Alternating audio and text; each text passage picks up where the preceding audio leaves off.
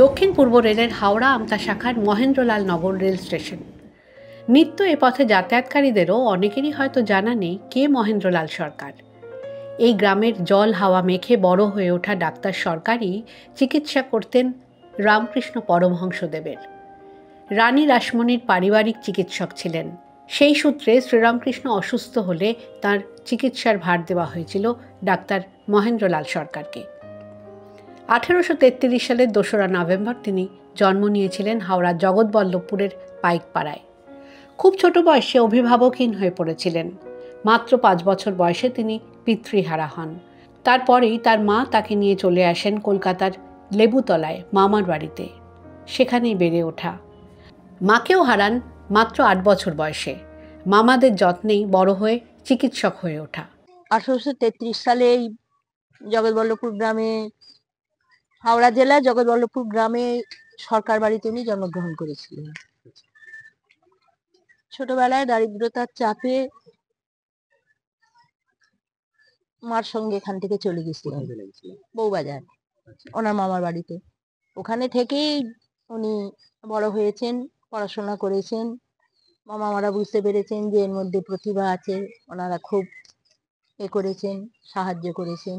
ওইভাবে উনি বড় হয়েছে। প্রথমে উনি অ্যালোপ্যাথিক চিকিৎসা খুব রত ছিলেন, তারপর আস্তে আস্তে উনি আবার হোমিওপ্যাথিকে চলে এসেছিলেন।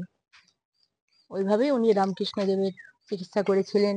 রেখা দেবী জানান, মহেন্দ্রলাল যে পাতায় ছাওয়া মাটির ঘরে জন্মেছিলেন, শরিকদের মধ্যে ভাগাভাগির পর সেটি এখন তাদের রান্নাঘর।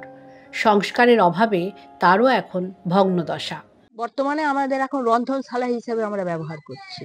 উনি যেখানে জন্মগ্রহণ করেছেন, হ্যাঁ, আমাদের সুবিধার্থে, আমাদের ব্যবহারের জন্য। কারণ আমার শ্বশুরমশাইরা 5 কর্তা ছিলেন, আমরা 1 কর্তার ফ্যামিলি। তো থাকা খাওয়া, বাঁচতে গেলে মানুষকে থাকা খাওয়া সবই করতে হবে। তো আমাদের সেটা এখন রন্ধনশালা হিসেবে আমরা ব্যবহার করছি, বা প্রায় ভগ্নাবশেষ হয়ে গেছে, কারণ রক্ষণাবেক্ষণ করার মতো সেরকম কেউ নেই। তার পরিবার সূত্রেই জানা গেল, ছোটবেলায় কলকাতা চলে যাওয়ার পর থেকে এই গ্রামের সঙ্গে আর তেমন কোনো যোগাযোগ ছিল না মহেন্দ্রলালের। তবুও এই গ্রামে তিনি জন্মেছেন তাতে এখনও গর্বিত গ্রামের লোকজন। আমরা গর্বিত যে উনি আমাদের গ্রামে জন্মগ্রহণ করেছেন। ওনার স্মৃতি নিয়ে আমরা বিভিন্ন খেলাধুলা চালানো হয়, ওনার স্মৃতির উদ্দেশ্যে বিভিন্ন রকম অনুষ্ঠান করা হয়, এবং ওনার নাম, ওনার ক্যালেন্ডার থেকে আরম্ভ করে বিভিন্ন পত্রিকায় ওনার নাম ছাপা হয়, এবং ওনার নামে একটি সড়ক পর্যন্ত রাস্তা তৈরি করা হয়েছে। জগৎবল্লভপুরের মানুষের অনুরোধে তার নামে দক্ষিণ পূর্ব রেলের হাওড়া আমতা শাখার একটি স্টেশনের নামকরণ হয়েছে। গ্রামের একটি রাস্তারও নামকরণ করা হয়েছে তার নামে। এভাবেই বর্তমান প্রজন্মের কাছে এই বিশিষ্ট চিকিৎসকের স্মৃতি তুলে ধরার চেষ্টা চলছে। হাওড়া থেকে দেবাশিস গুছাইতের রিপোর্ট, দ্য ওয়াল।